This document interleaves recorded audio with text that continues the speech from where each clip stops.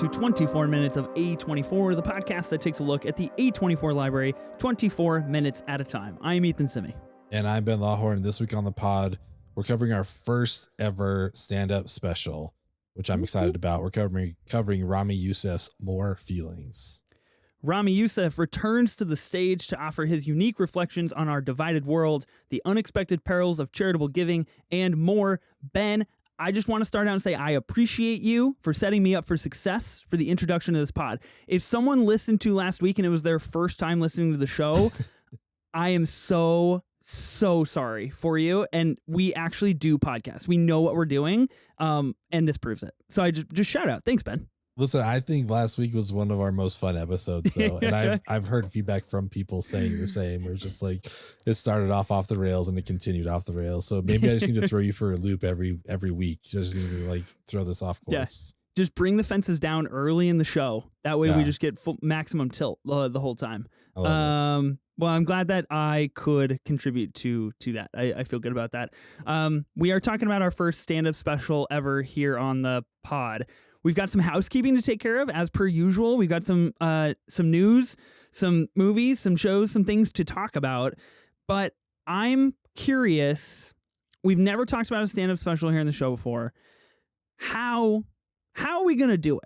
Like, I know I just said that we know what we're doing. I have zero idea how we're going to talk about this on the show today. It feels like it's going to be one of those examples of like when you try to retell a joke to your friend.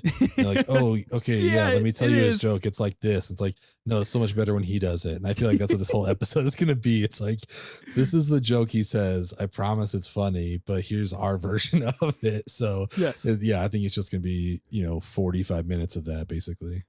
I think this is probably why people don't like middle-aged white guys having podcasts, because then it devolves into exactly what you just said, where we're just like, let's talk about a stand-up even though we don't know how. So we're going to traverse that together and we'll go through it, and I think it'll be a good time. We have a structure and we're going to see if it works.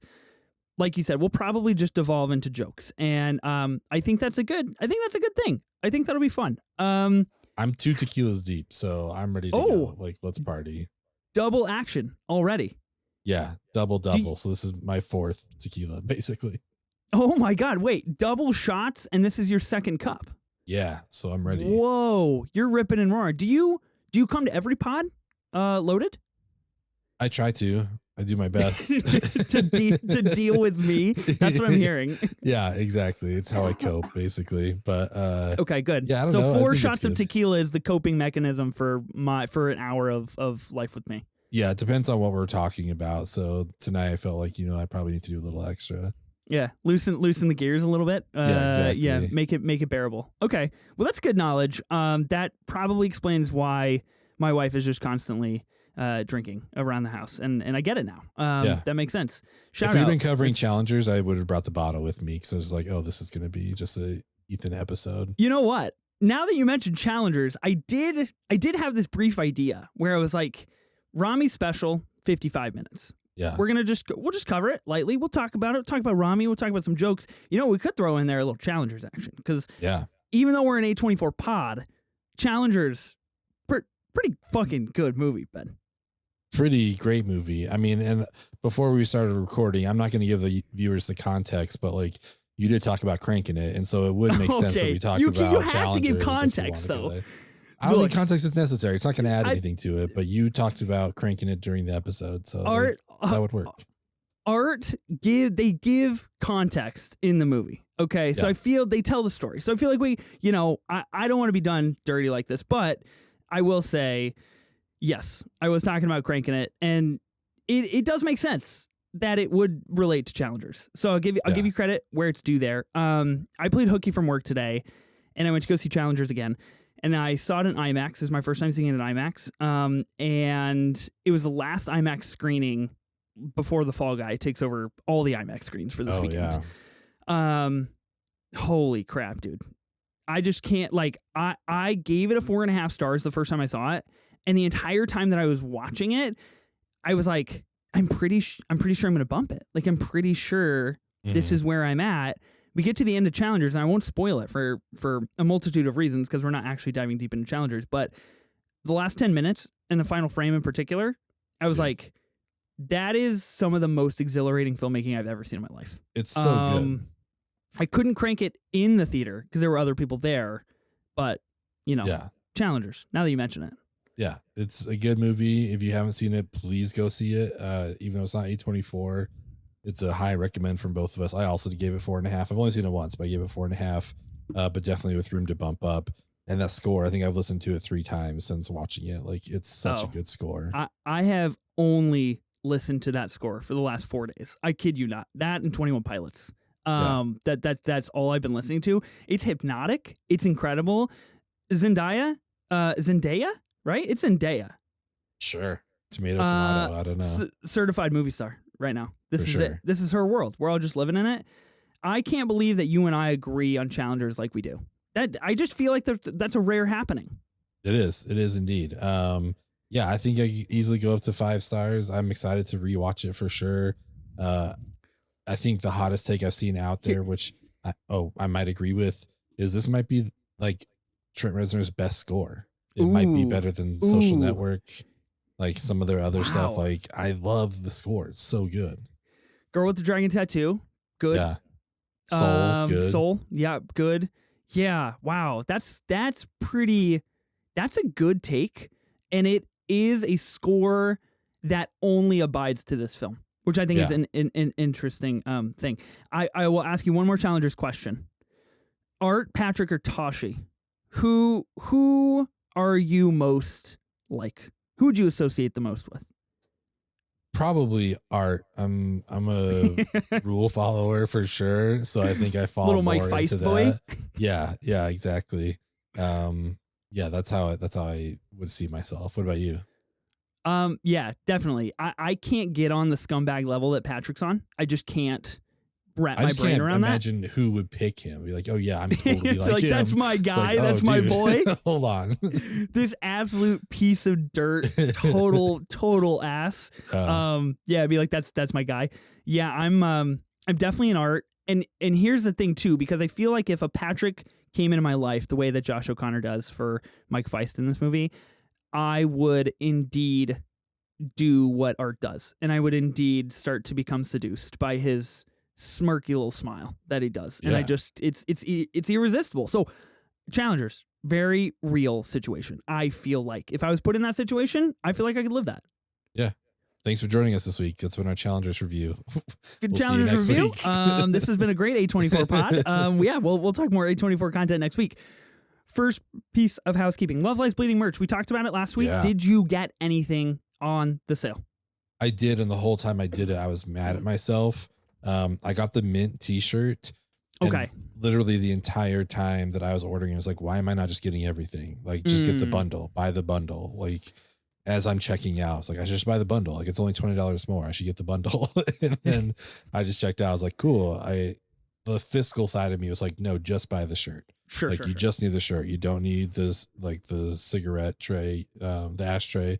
You don't need the socks. Like the shirt. I don't fucking need the shirt. That's for sure. But I wanted it so bad. So that's what I ended up going with. So I'm excited about it though. Yeah. What about you? We were right on with the money on the shirt. We said $40. The shirts ended up being $40 for the Creator Gym capsule.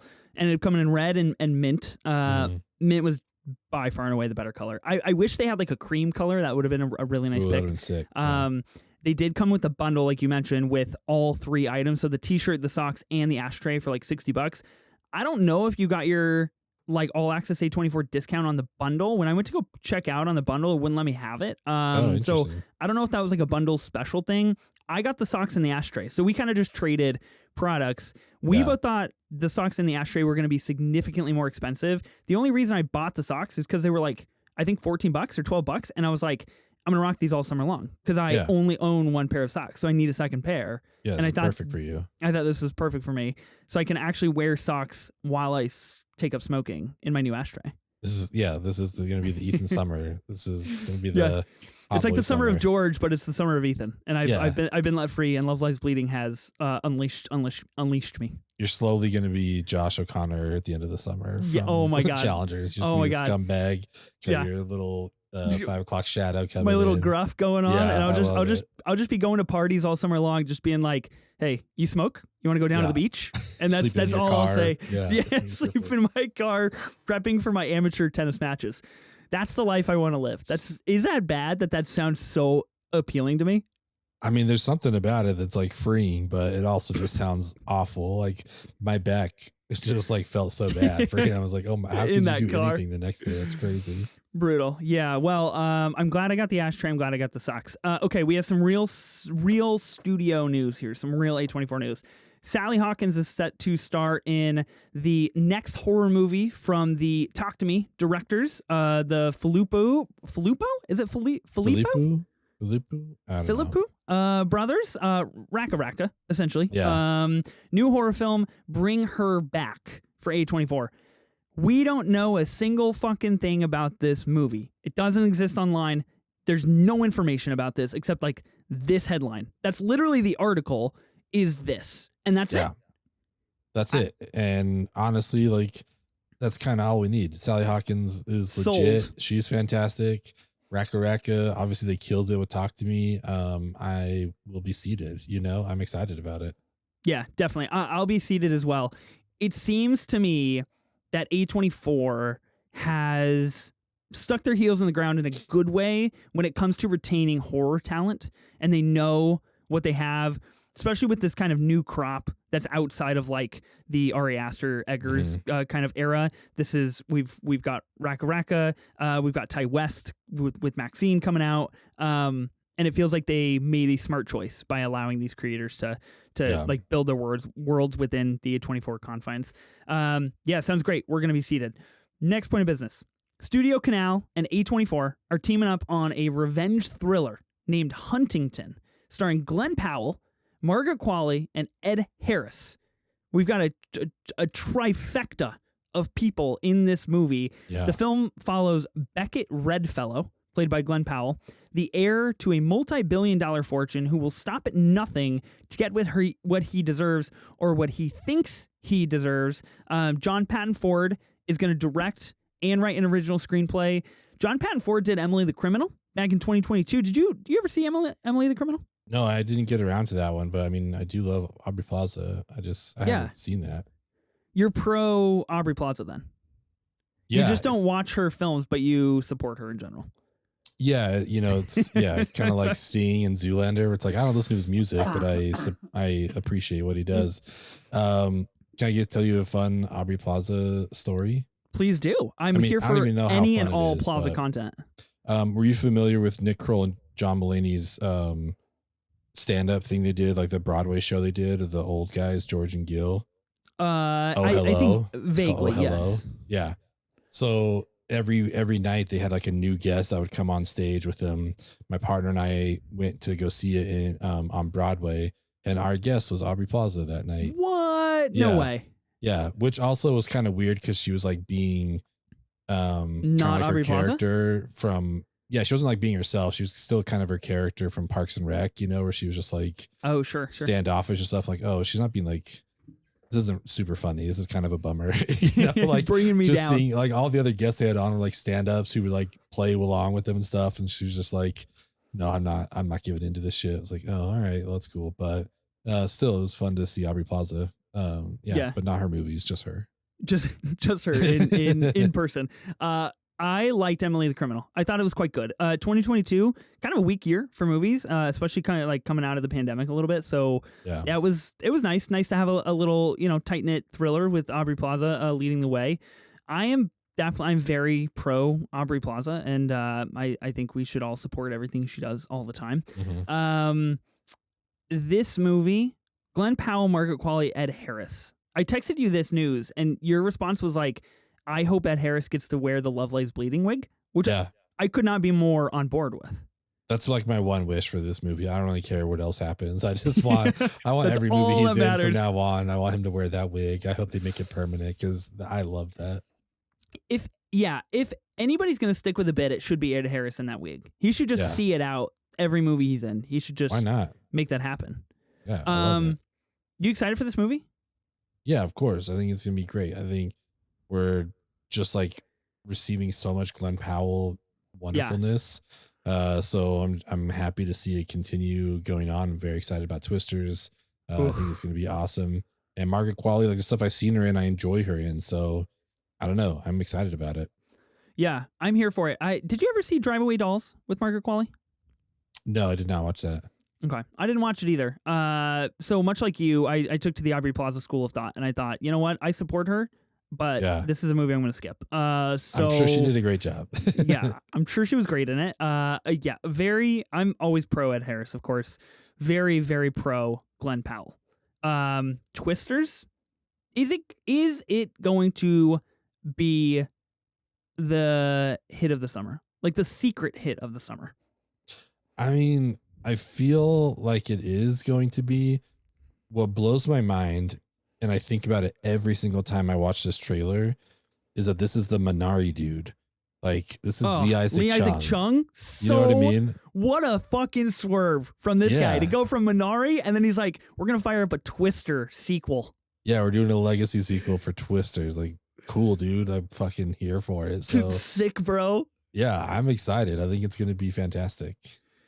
I think it is going to be incredible. The cast is great too. I mean, speaking of Love Lives Bleeding, like I think Katie O'Brien is in Twisters. Yeah. Katie O'Brien, David Cornsweet, Kiernan Shipka, Brandon Pereira. Speaking of great movies, Nope. He was in Nope. Maura Tierney, Anthony Ramos, Glenn Powell, Daisy Edgar Jones. Yeah, I love it. This movie cost $200 million to make, though. That's insane. You think that's okay? There's no way it's gonna have good box office pull if it costs $200 million. I think you can kind of see it in the trailers, though. Like it looks pretty good. Legit. It looks good. Legit, right? Yeah, like, it looks really good. Do you think that people are still on the Glenn Powell high? Like has his time from Top Gun Maverick, has that fizzled? Has it faded? I mean, what's Anybody But You? Is that what it's called? Yeah, that's true. That's Anyone true. Anyone But You. That thing was in the theaters forever. That's true. Did pretty good business. I came home from a movie the other night, and I was like to my wife, and I was like, "Hey, what'd you do while I was gone? Like, how was it?" Fully hoping she would just be like, "I was so sad and so lonely." And she was just kept drinking. I missed you so much. I missed you so much. She was like, "I watched that new movie on Netflix with Sydney Sweeney," and I was like, "Oh, Anyone But You. How was it? Like, I heard it was pretty good." She goes, "Not good." And I was like, "Oh my God, why?" Like, I'm pro Sydney Sweeney. I'm pro Glenn Powell. Like, we need rom-coms back. I heard it did good business. Like, what's the deal? She revealed a little bit of information to me that I thought was exceptionally fascinating, to say the least. She said she didn't watch the trailer, and she went in under the impression that it was actually a romantic drama and that there would be zero comedy involved. And because of that take, she was disappointed in the film, rightfully so. Totally understand. Yeah, that makes sense. Key lesson here, anything with Glenn Powell and Sydney Sweeney, with them cheesing like that on the thumbnail, probably not a drama. Probably not a drama. I'm trying to think of other movies now, like if Step Brothers was a drama. Someone thought it was a drama. They were throwing out and went into it, and they're just like, "What the fuck is going on in this movie?" It's like that man's nutsack is on his drums. What is happening right now? This is not serious. Yeah. Oh God, I feel so bad for her. That's tough. It. Yeah, I'm here for Huntington. We don't know anything more about it, but we've shared what we do know. Okay, yeah. I've got two more pieces of business. One movie focused here. This is a big one. This is brand new out of the Hollywood Reporter just this week, just like a day or two ago, maybe even today that we're recording. I don't know. I've been skimming this, and this is all news to me. So I'm excited for you to share it with our listeners and with me. Yes. Okay. Let's all learn together. We're all going to go through this together. I've got a big monologue here of all the news. So take this in. Turn on your news ears and let it wash over you. It'll look like I'm asleep, but I'm listening. Trust me. You're actually meditating to my A24 news monologue. Exactly. Okay. A24 outbid studios and streamers to pick up Checkmate, a new feature based on a book proposal from Ben Mesrick, whose books were adapted into films such as The Social Network and Dumb Money. This guy's a pretty good writer, gets his stuff adapted, makes some pretty good movies. I haven't seen Dumb Money. Did you ever see Dumb Money? No, I'm excited for you to keep asking me about movies that I haven't seen because I think that's Every every movie you're tonight. like, no, have you no, seen this? Like, no, no, I no. have not. You know, it's a good thing you host an A24 pod because you watch A24 things. Yeah, exactly. Yeah, we'll do A24 things, but nothing else. I still got my GameStop stuck. I'm Nice. holding the line. like and it. I will hold until it breaks. So To the moon. yeah, to the moon, baby. Here we go. Nathan Fielder is set to direct this movie. This is going to be his first feature film that he's directing, while Emma Stone, along with her husband, Dave McCary, they are both going to produce this movie through their production company, Fruit Tree. This is now obviously reteaming the couple from The Curse in Nathan Fielder and Emma Stone. I'm going to tell you what this movie is all about. It's based on the proposal based on the proposal that is being circulated that apparently is only like 12 pages long. I guess there's really not a lot out about this because it is based on a forthcoming book, to my understanding. The book is going to spotlight the biggest scandal in the history of chess, focusing on the generational battle between Grandmaster Magnus Carlsen and the young bad boy of chess, Hans Niemann. The latter was accused of cheating in one of the pair's head-to-head matches, which became a scandal that outgrew the world of chess. It's also going to tend to the rise of a billion-dollar chess industry and the so-called collision of tradition and innovation in the game. That's what we know about the movie, about the proposal, about Checkmate in general. Now, there's some more things that I want to share that I think is really interesting about this bidding process from like an A24 perspective. But I'll pause for a moment and check in on your meditation. Have you been enlightened to the world of chess and the world of, quite honestly, Nathan Fielder directing a feature-length film? I'm very excited about it. I'm like vaguely familiar with the story as you were talking about. I was like, okay, I do remember there being like a kerfuffle, if you will, in the chess world. So I think this could be a really fun movie for them for sure. I think it could be good. I'm really interested. It sounds very dramatic, of course. If we're comparing it to movies like The Social Network, I think that kind of sets a certain tone of what we're gonna get out of this book. I'm totally in. I'm not a huge chess guy. Like, I'm not familiar with this situation in particular. I never watched what's it called? The Queen's Gambit. Queen's Gambit. Yeah. You ever watched The Queen's Gambit? Hey, I have. I watched that. We got him. We found one. We found one thing. Yeah. Are you going to take chess up? I guess that's the question, though. What was the question? Are you going to take up chess? Are you going to learn? Of course. Well, I would hope by the time that this movie comes out that I will actually be a world champion. Yeah. So that way I can get invited to the premiere let's download a chess game that we can play against each other. I think that's what we should do for our 18-hour pod. We should make an A24 group chess thing. That'd be fun. Absolutely. Yeah. And that will be, and then in 30 years there'll be another spec script based on us and our uprising through the now multi-billion-dollar industry of I love chess. it. Yeah, let's make it happen. Wow, we've done it. Here is the interesting bits to me. This package that's like going around, I guess, to being shopped at different studios, different streamers. There were different directors and talent with each package that went to different studios, different streamers for this sale. Here's what the Hollywood Reporter put in the article. Ron Howard to direct, Alex Convery, the guy who wrote the screenplay for Air, which quite honestly should have been nominated for an Oscar. I'll stand by that take. I saw that. You saw Air? I saw Air. Nice. Okay. But I just want to throw it out there. Pro Air? Air, yeah, Pro Air. Okay, good. Yeah. I am pro Ben Affleck wearing very ridiculous glasses. Yeah. Quite honestly. He killed it. That package went to Amazon. And Netflix had a package with Taron Egerton set to star. Warner Bros. Had Harry Potter producer David Heyman involved in their package. And apparently all of these packages went around. A24 swooped in with an offer that is a guaranteed 7-figure deal. They put a 30-minute timer on the deal for whatever. Ben to accept this, I guess, like Ben Mesrick. I don't know who's accepting this, but whoever accepts this deal, and they swiftly accepted this deal.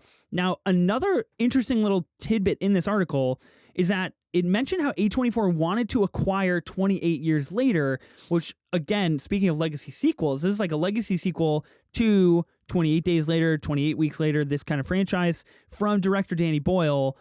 I guess A24 was outbid on that, and so they threw all their money at this movie, Checkmate, and felt like it was right up their alley, and they got it. Guaranteed 7 figures. That's a lot of money for like rights to a movie. That's it. Yeah. That's like that's all that they bought. There's nothing else that comes with that. I mean, they have figured out Emma Stone and Fruit Tree are going to produce. Nathan Fielder will direct, but like, what's a timeline looking like on this thing? Like, I have zero idea. Yeah, I have no clue. Like, it doesn't necessarily sound like a super extensive film that would need a long time to film. Like, there's a reality where it comes out next year, 2025. Sure. You know, if the script's already done, all that kind of stuff. But I don't know. I'm excited though, because I mean, Nathan Fielder, he's hilarious, and this is going to be his first feature. I feel like it's in good hands. Yeah, I feel like it's really good hands. I quite honestly, I would not be surprised if in the coming months we see Benny Safdie's name attached to this in some way, shape, or form. I was thinking that too. Yeah, it makes sense. To not only get like the trifecta from The Curse, a trifecta that I think works quite well, but it seems like, at least to me, that Benny Safdie and Nathan Fielder have this like cosmic understanding of each other and like each other's tone and art. And I think that could be good at play here. So yeah, Checkmate. It's coming out sometime. I don't know. A24's got it, and it's theirs. It's in the bag. Last piece of business here before we talk about Ramy Youssef's stand-up. Joey Lett. Joey, you listen to the pod. We love you, Joey. Thanks for listening to the pod.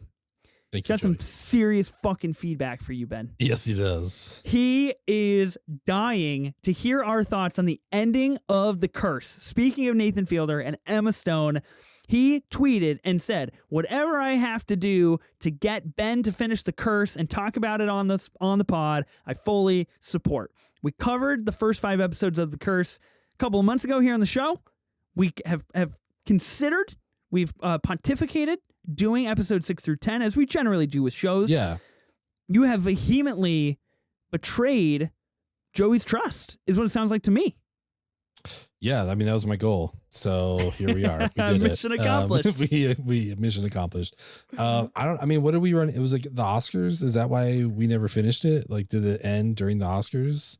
Yes, why didn't we cover it? I believe it did. Yeah, I believe we had to split it because it did end during our 10-week Oscar run. Gotcha. It did not end like literally during the Oscars in March, but it ended during our coverage here on the show. That makes sense. Can you commit right now on air to doing this? Because I need the people to know. We can commit by the end of 2024. Oh my God. Watched The Curse. That's not a commitment that I'm happy with. What do you mean? That's June. Give it to me next month. June for The Curse. Let's see what we got coming out, but we can maybe do that. You're like, I'm praying that A24 drops a shit ton of new stuff in Release June. Everything, you guys. Release it all. Look, Joey, I'm on your side. I've seen The Curse. I love The Curse. I think it is a I think it is a transcendent television show of our generation, quite honestly. And I don't think that's putting it lightly. Not to like hype you up or anything for The Curse. A show which I'm pretty sure you're going to come onto this pod and say, that was bad. So I'm waiting for that day. I'm excited for that day. That's the thing. I want it to come. Those types of conversations are like Christmas morning to me, and I need them to live. Let's make it happen. We'll make it happen. Just so we know, A24 does have 2 new releases coming out in June.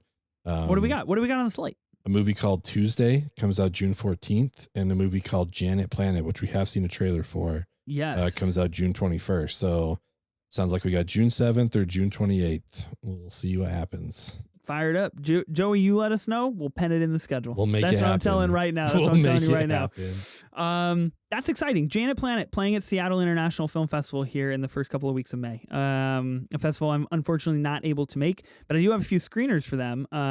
So I'm excited to check some of those out. Nice. Okay. Fuck. Now we got talking about The Curse. Now I just kind of want to talk about The Curse and challengers. But here we are. Let's talk about Ramy Youssef. Let's talk about what we're covering here on the pod today. Let's do it. I feel like we had a lot of housekeeping to take care of and I feel like we did pretty good. Let's talk about Ramy Youssef.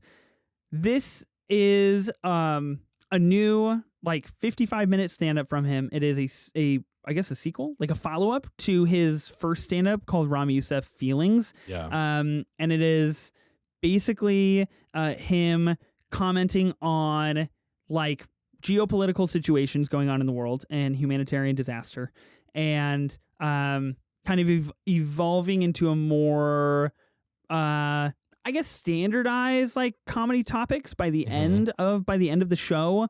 Now this particular stand-up was filmed while he was in somewhere in New Jersey, and he does mention that it is a charity show, and while he was on tour doing all of these charity shows, all of the profits from these shows have gone to humanitarian aid in Gaza, which is fucking incredible. What do you think of Ramy Youssef as a guy, as a comedian, as an actor? Have you seen him in other stuff? Where you at?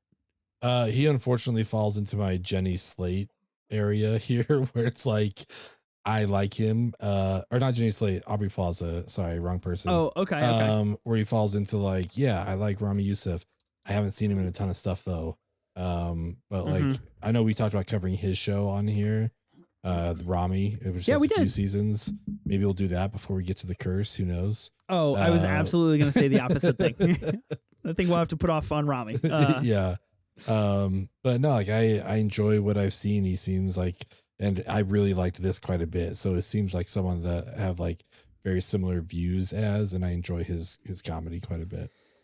Yeah, I liked it. I thought it was pretty good. I generally don't like stand-ups. It's just not my kind of a thing. Honestly, I have a hard time watching them. But I was watching it, and Molly was watching parts of it with me here and there.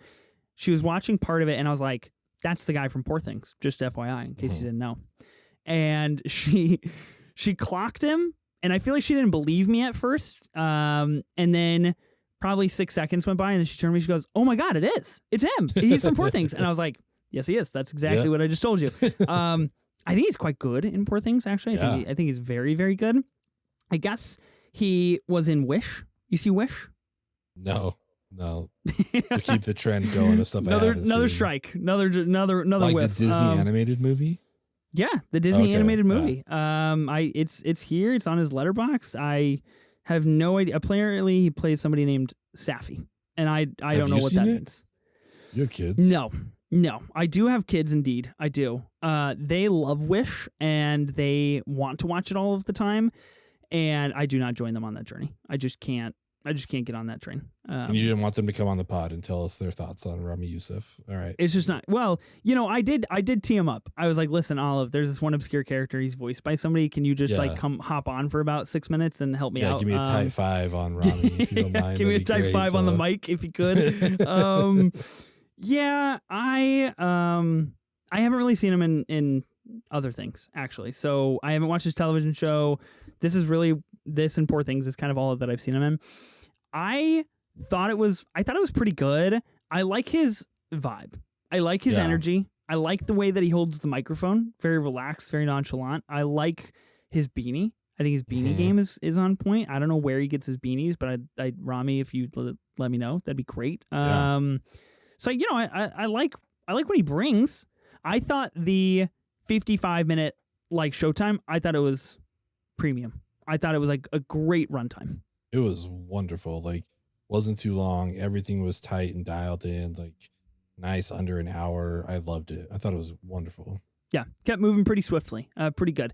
We'll go through True Cinema here and just maybe talk about some of the bigger, broader points of his stand-up show and see what we devolve into here. I'm just excited for you to retell all of these jokes. So I will not be doing that. I will make a conscious effort to not be retelling these jokes. I'm looking at these bullet points and I'm already starting to panic because I don't know how I'm going to give context to them without sounding like a total dunce. Just do our best. Opening of the show is opened by Steve Way, and he's talking about his friends and how his friends won't kill him, and even though he doesn't want to be on this planet, and he was not supposed to live, I think, past like 18, and he's 30 now. Yeah. And this is his introduction to Ramy. Did you like this opening? I don't know Steve Way. Should I know him? I mean, if you should, I should too, but I have no idea who he is. I thought this was a hilarious intro because it does kind of catch you off guard. He's, for context, he's a paraplegic. So, and that's kind of what he's talking about. It's just like, yeah, wasn't supposed to live past 18. He's like 35 now. And he's like, this place sucks. Like, Earth sucks. Like, it's going to hell. It's like, it's hot. Like, the people are mean, all this kind of stuff. And he's like, and the worst thing about it is that I can't kill myself. Like, I physically can't do it. Yeah. And even worse than that is all my friends are pussies and they won't kill me either. And it's just like talking about Ramy. And I saw like, it was just a great intro of just like a completely different, the tone's different from the rest of the show, but it's something like to really catch you off guard. Maybe he's a stand-up and, cause obviously stand-ups always have openers. So maybe that's what it is. I don't know, but I loved it. I thought it was such a good way to start it. Yeah, it's only maybe like 3 or 4 minutes. It's quite short. I think it's funny in theory. I don't think that type of comedy is like, it's just not for me. I just don't connect with it at all. Like, it's just not my style. So while I understood like the tonal juxtaposition and like the opening to Ramy diving into like all of these very important political situations happening all over the world and like really changing what Steve was talking about, I was like, yo, where's my guy Ramy? So that's my take on the. Is it because it's like super dark humor, or like what part of it isn't your jam? Or just like maybe, morbid, or just like maybe like that type of like morbid humor is not really for me. That's cool. I don't know. Like, I don't have a problem with like laughing at someone with a physical disability, like making fun of themselves. Like, kudos to you. Like, that's, you found your bag, you found your thing, and that's great. I've got a roadblock with that, and it just doesn't, I just can't open the gates. You know what I mean? That's totally understandable. Yeah. So I don't understand comedy is kind of where I'm at. And it, maybe I never will. Who knows? Okay. Some funny bits here in the beginning when he gets pretty serious. I don't know if you had a similar feeling to this, but since this is kind of my first introduction to Ramy Youssef, I had watched his SNL monologue a few weeks ago, which I thought was quite excellent. He does pull some of these bits in this stand-up and put them in the monologue, which I noticed, which I thought was well done. But he kind of gives off this aura sometimes of like, I can't tell if he's going to dive into like a 7-minute TED talk on why we all need to be, supporting the floods in Pakistan. Yeah. Or if he's going to go for 90 seconds and then just like rip the Band-Aid off and tell a punchy one-liner, which is what he ends up doing. But I was a little confused at first. I was like, where are we landing with this? Yeah, I think I get that. I think that's a sign of a good comedian where you can't necessarily always tell what they're going to do, what their joke style is. Like, it works for some for sure, but there are others. I find myself that way with certain comedians where like, I don't like their delivery, so I don't enjoy them as comedians. It's not that what they're saying isn't funny. It's just, I don't like how they're saying it. So I totally hear what you're saying. You just sound very Michael Scott there. You're like, I don't like whatever you're giving off. Whatever you are doing, it's a I you don't thing. like. It's not for me. Yeah. All that to say, I did like most of the things that he did in this introduction bit here. He kind of talks about like the floods in Pakistan, and then he goes on to say like, we're all dry. Like, that's why we don't understand it, because we're all here dry, which like, that funny. I get it. He also made a joke about Instagram stories versus Instagram grid. Mm-hmm. Now, are you you're on Instagram. You're more of a stories guy though, right? Yeah, my grid is pretty few and far between. Yeah, I don't really post there all the time. I think 2 of my last 3 things have been like pictures people have taken of me, like profile pictures, and that's it. Paparazzis. Okay. So 3 pictures back. I'm on my grid right now. So 3 pictures ago, June of 2021. Wow. 3 pictures ago, you're hitting almost 3 years ago. You're hitting 3 years in 3 pics. Yeah. What a span. Yeah. I don't know if I should be scared or impressed.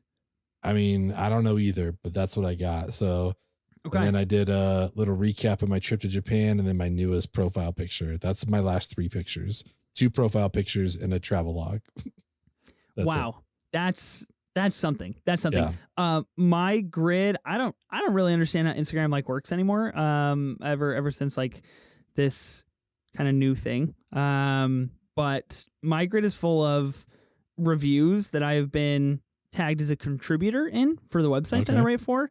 So there's that. I do have a post from March when I went to South by Southwest, and I did post that in the grid. Other than that, the first real post before that, September 2023, when I went to New York Film Festival. Nice. So I'm not really a grid guy either. It's just like not my cup of tea. Ramy goes on to say and make a joke that the grid is real and stories not so real. Yeah. Do you tend to abide by that? No, I don't agree with that. Like that's ridiculous. I think stories are valid for sure. You know, obviously, that's where most of my stuff ends up. Yeah, and like, you know, I'm a very pro story guy as well. Let's just get that on the record. Pro story, I'm like stories exclusively almost. Yeah, like it's quality, not quantity on the grid. Like let's keep it to the good stuff. You know, let's be honest with each other. Stories is for everything. So I'm all for it. Yeah, stories encompasses the best of both worlds. So yeah, I'm with Ramy on this one because the joke stems from him posting something on his story and saying that he was supporting some feminism movements. So I look just as valid on the story as if it's on the grid, in my opinion. Then he goes on to do this bit about Biden and how when Biden was initially getting elected, this bit he also kind of put a little bit in his SNL monologue that he pulled a few weeks ago from how Biden's team like kind of called him up and basically said like you've got to help us save Arab America. You got to get the Arabs to vote. You're the guy and you can do it. I love where this bit goes because obviously tackles Biden, tackles Trump, MAGA, everything like that. Really funny how he says he was in upstate New York and then he got picked up in a car that was like MAGA'd out. And he goes, I went north, but I went south. And he kind of does this play on like where the South is, which I thought was really effective and funny. And how I think his delivery through this entire bit of like the kind of the whispers and the pauses to really like enunciate the absolute horseshit state of politics. Really impressive stuff. Where were you on January 6th? Do you think we all want to know where you were? Were you storming the Capitol? That's tough. That's tough to answer. I've got to talk to some people before I. There's a lot of legal stuff. Before the truth gets out. lot of red tape we got to traverse through. A question my team wasn't ready for tonight. Let's just put it that way. I shouldn't have thrown you off like that. Where were you on January 6th, Ben? That's the real question. I should have put something on the grid that day so I could just tell people where I was. Like, I was here. I'm on the grid. That was actually your grid post. I'm at the Capitol. Look what I'm doing. Look at me and all my friends. This stuff was really good because I think about that with celebrities sometimes, just like the shit they have to put up with, just like endorsing political candidates and stuff. Just like you just get dragged into the stuff where it's not necessarily why you got into the medium or the art, you know, that you did, and now you just got to be like, yeah, Biden, man, like. Let's do it, you know, whatever. Let's vote for Joe. Yeah. It's just like, I don't know. It seems like we're always just trying to pick the lesser of two evils. Like, I don't know that, like, I don't know. It's weird, man. Politics is fucking strange, but I really enjoyed his bit about just, being in New York and still being surrounded by MAGA people. Like, it happens. They're everywhere. As someone who lives in Utah, they're everywhere. Sure. Yeah. Look, I do live in Portland, so my January 6th alibi is not really being helped. Because there's a lot of, as A24's prominent movie Civil War states, Portland really, really pivotal in the downfall of the American government, quite honestly. And Antifa really, really ruining things over here. I really liked the Biden bit. I think it worked really, really well. His next kind of bit goes on about his wife. Talks about Saudi Arabia. He talks about this journalist, Jamal Khashoggi, and how basically it was this journalist that was tortured and murdered in Saudi Arabia. And while it was a little on like the morbid side for me, I liked the latter part of this bit where he is basically like, every time that my wife is like merging on the freeway, I'll just try to like fuck with her and ask her like, do you know what happened to Jamal Khashoggi? Like, where is he? What information can you tell me? What are you not telling me? I thought that was really, really funny stuff. And again, delivered really well. But yeah, I don't know. I don't know anything about that. That was the first time I had ever heard that name. So I feel like credit to Ramy for like putting important things in the bits. You know what I mean? Like, I am a more learned person now because of this. You are smarter because you watch this, and that's all we can ask for. That's awesome. Yeah, isn't that all we want at the end of the day? To watch a stand-up special and at the end think, I am a smarter human being. Just want to learn something. This was a really good bit. I liked all the stuff he said, like when he just tries to catch his wife off guard, if it's like right when they're going to bed or something like that, just like whispering during foreplay. Like, like what happened to Jamal Khashoggi. I don't know, man. Like, this was a pretty solid bit for me. I liked the stand-up as a whole, so I thought this part was solid. Next thing I want to point out, he mentions people with flags in the house, and makes a pretty funny run at the American flag, and then is talking about this girl that he's hooking up with who has an Israeli flag like in her home, and how that's a big red flag. And then he mentions a bit about a Mexican flag, and he says something along the lines of like, except Mexican flags. Like every time he sees a Mexican flag, he just thinks, I hope your soccer team is doing well. I just got to be honest with you, as a former like big soccer guy, this bit I was keeled over. I was like, that is so on point. It is entirely true of myself as well. So this one line in particular, I was like, Ramy, you did it. This is it. It's funny because I feel the same way as like someone who lived in Brazil for a while. Like whenever I see a Brazilian flag, it just makes me think of their soccer team. It's like, hell yeah, like, man, Brazil, best of luck. Let's go, man. Yeah, let's do it. This bit was good. I think if I remember correctly, it was in the context of like all flags belong outside.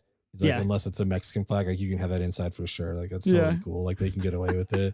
This was a great bit. And I'm not like a diehard soccer person, but like I got it, and it was super funny. Yeah, got the joke for sure. One of the last like really big bits was him writing a book report on Gandhi when he was a kid, and basically not reading the book or starting the book the night before the book report is due, then writing the book report and hoping that he wouldn't get caught for plagiarism. He gets caught by his teacher. His teacher has his dad read his book report, and this story evolves, leads to other things, X, Y, and Z. I thought this was really impressive from Ramy because he circles back to this a lot, like in the final 20 minutes, and he kind of always brings it back to this route, like with his dad. He mentions how dads can be awake but not awoken, which I thought was really funny because I share that sentiment of my father as well. As a near 30-year-old person, I still feel like that is true. And yeah, I am curious, how are your book reports in school? You ever do a book report?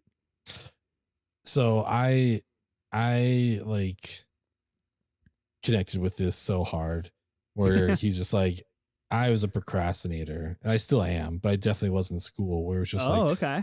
the night before something was due, I was like, oh shit, I need to do that tonight. Oh, you're a night like, before guy. Wow. Yeah. So the night before, like, no matter what it is, if it's just like a little bit of homework, but I also had one where I had to build like a poster diorama about the state of New York. And I told my mom like the night before, I was like, hey, do we have any poster board? I have to make something. She's like, what are you talking about? Unbelievable. It's like Sunday night and I have to do this. I'm like, oh yeah, I just forgot about it.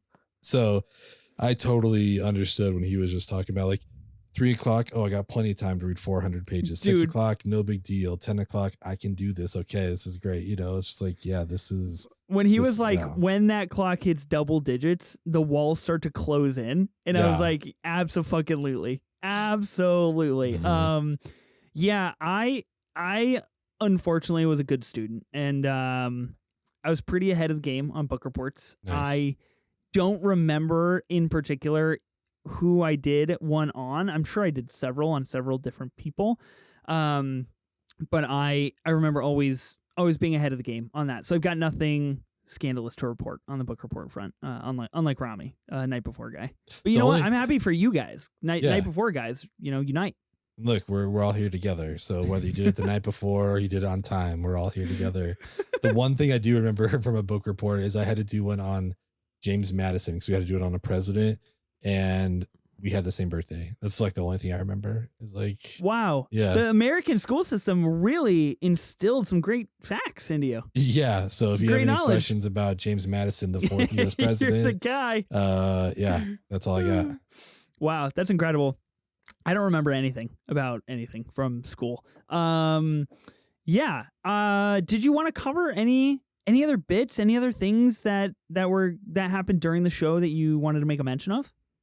I don't think anything in particular. Like, I think that he did. I just want to talk about how great of a job he did telling that final book report story. Yeah. And you know, to kind of give away my true cinema moment is when he talks about when he's reading, he can't help but think about like, oh damn, I'm reading. Like, I'm so smart right now. Like, I'm reading. It's like, dude, I connect with that way too much. Where it's like, look at me, man. I could be watching a movie. I could be playing video games, but like, I'm fucking reading. It's like, I'll send pictures to my friends. I'm only on page 6, but I'm going to send them pictures and be like, yo guys, you should be reading. It's like, yeah, I feel that way. It's like, I should let people know I'm reading right now. So I thought that was great. And then that's why you're an IG story guy. You got to you got to pin it. You got to put it up there. People to let know. Them know. Yeah. 24 hours, you guys, I've been reading. So check it out.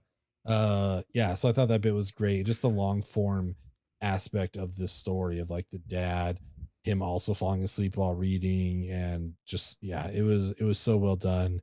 Tying it all together at the end. So this was awesome. Yeah, I agree. I echo that sentiment. I thought his storytelling abilities was really, really good.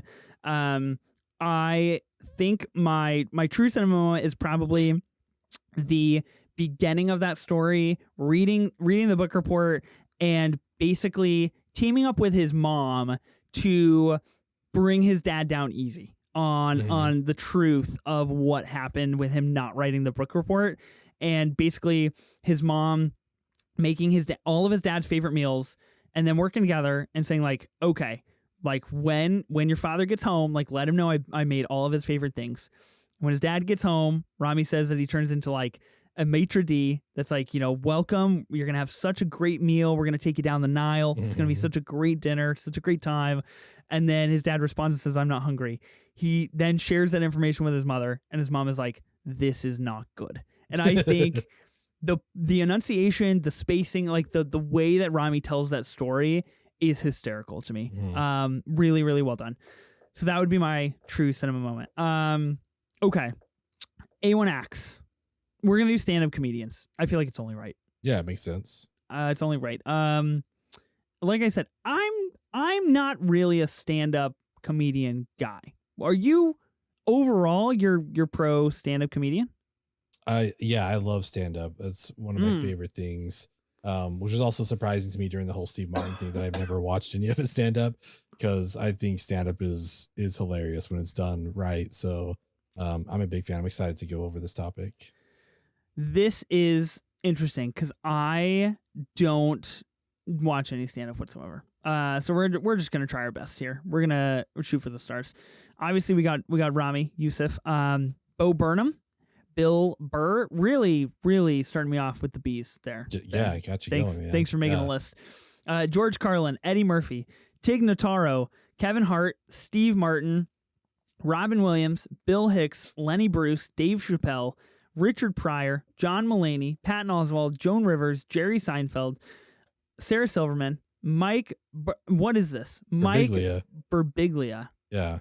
Okay. I was trying to do I don't think I know who that person is. Modern day people. It's okay. I think he only has like 6 specials on Netflix, so there's no reason that you should know who Mike Birbiglia is. I was literally opening Netflix on my phone, and I was gonna look up stand-up specials to see if we missed anybody, and it sounds like that would be the person that would probably pick up. There is who did I mention when we were making these notes? You did mention how much you love and respect Louis C.K. and everything he's ever done. So yes, I want to do that off for you so that you can just like pick him. But him and I actually teamed up on Jan 6. We were together. I bet you did. Talking about cranking it. Jesus Christ. We were just talking about cranking it when Challengers comes out down the road 5 years from then. And you know how we just be enjoying the America that we were helping create on that day. That's understandable. Yeah. Was it Steve or something? I don't know what the person's name was. I had never heard of Trevor. I don't know. I'd never heard of this person before. Sebastian Maniscalco was the name. Great Italian comedian. Tom Segura, also on Netflix. And Nate Bargatze, I wanted to put on here as well. I think Nate Bargatze is pretty funny. Yeah. Didn't you see Nate Bargatze live in person? Yeah, I've seen it a couple times. Yeah. Wow, really? Yeah. It's all like right. That's all you've got to share about that. I mean, I think he's hilarious, and he was gonna be one of the ones I mentioned when it was my turn. So yes, suck it. I won. I did it. Nate is fantastic. He's hilarious. Are you going with Sebastian? Is that your dude, or who are you gonna go with your? Yeah, I'm gonna go with Sebastian Maniscalco. He's the only stand-up comedian that I have seen live, and he was incredibly funny live.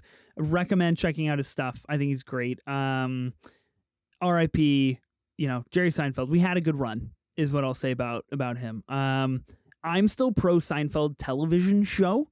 I think unfortunately, you know, we're falling Jan 6, just taking all of us over. So what are you gonna do? Wokeness, you know, it's what's killing Jerry Seinfeld these days. Tough bit. Comedy's too woke these days. That's woke. Yeah. I get it. Whatever. You know, it's a tough reality here. Yeah. Mine that I'm gonna pick that I left off here, never got to see him, but it's a comedian named Mitch Hedberg, and he to me is just like one of the funniest to ever do it. Very unique, like one-liner style, kind of like Stephen Wright. And I just think he has my favorite special of all time. I think he's hilarious, and that's who I would recommend people check out if they haven't listened to him. That's good. I have zero idea what you're talking about. So cool. I feel like, again, you know, I just try to go into things and hope I come out on the other side a smarter person. And I feel like we've done that tonight. Mitch is really hit or miss. Like you either get his humor or you're just like, oh, this is not for me. Like I don't know that I've met anyone who's like mid on Mitch. You know what I mean? No one's like, yeah, he's fine. It's just like you either really like his humor or you're just like, I don't know if this is for me or not. Okay. Well, duly noted. I do want to give a shout out to Bo Burnham, somebody of whom I just got some of his song lyrics tattooed on me a few days ago. So I feel like that warrants a shout out here on the stand up list. A24 ranking for Ramy Youssef, more feelings. How do we do this? How does this apply to stand up special? It feels the same, kind of like the Steve thing, you know, it's just like, this is different than their feature films. This is its own thing. Like for me, there wasn't a bit of this stand up that I didn't like, but I also don't know that there was any of the stand up that like really made me laugh out loud other than the intro. Like there was some funny stuff for sure, but there was nothing that was just like, oh my God, that's hilarious. So like, I think I would give this like a B or a B minus 24, which is still a positive review, but it's just like, it was fine. I don't know that I need to revisit it. I'm curious to watch Feelings. Like I want to see that one, but if I'm ever in the mood to put on a stand-up special, I would probably throw on Mitch again. You know what I mean? Like this probably isn't going to enter the rotation or anything like that. Yeah, not cracking its way into the top 5 or anything. No, not happening. Okay, I'm with you. I'm probably never going to rewatch this. I love Ramy Youssef.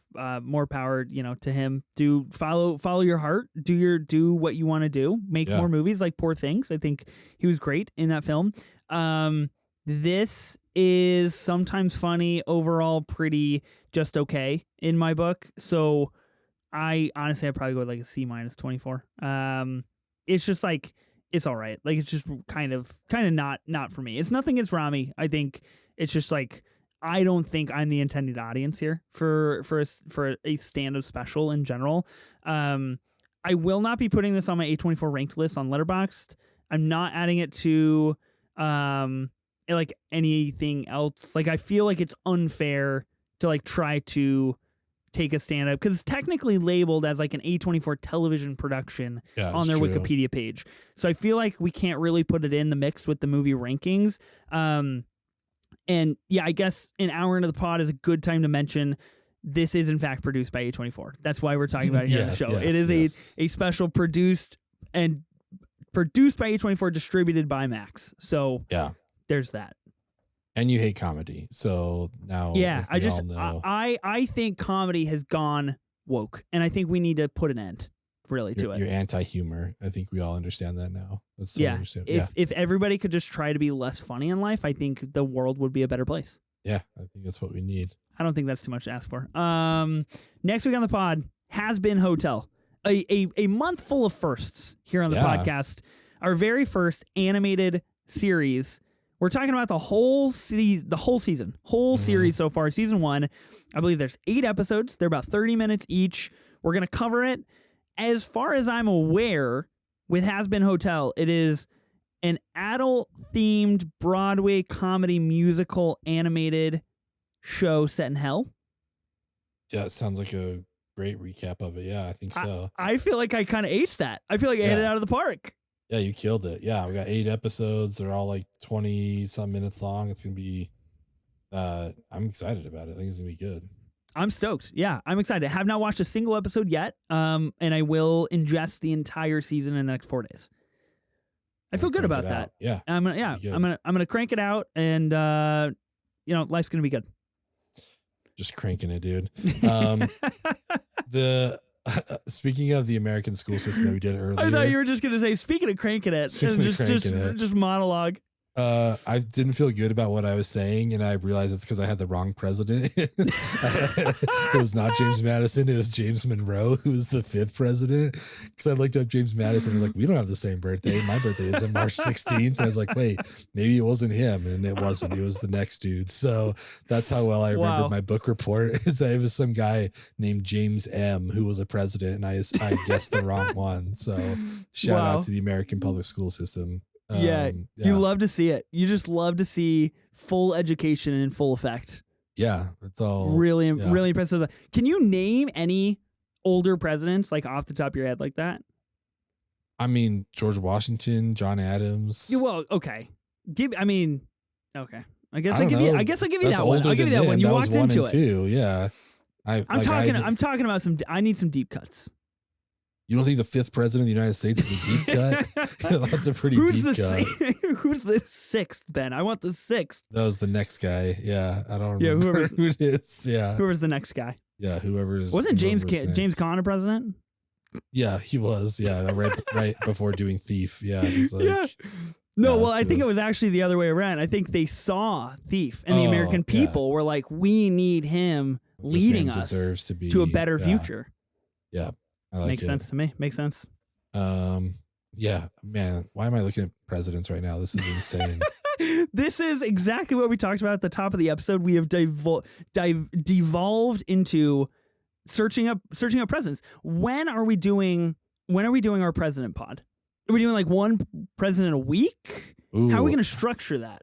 Should we do the president's draft over on the other pod? Movies about presidents, or are we actually drafting presidents? Just the presidents themselves. I want to know how you feel about Ulysses S. Grant. Yeah, tell me what you think. Yeah, I'm very pro Civil War. Yeah. Yeah, please let us know if you're on the North or the South. We're on Twitter and Instagram at 24 Minutes of A24. Don't forget to subscribe to us on YouTube, where you can see us talk about these projects every single week and just divert into weird topics that don't make any sense. Hope you enjoyed our Challengers review today, our unofficial Challengers review. Yeah. Yeah. Anyways, thanks everyone for your support. Really appreciate it. I'm Ben Lawhorn. And I'm Ethan Simi. Spring break forever, bitches.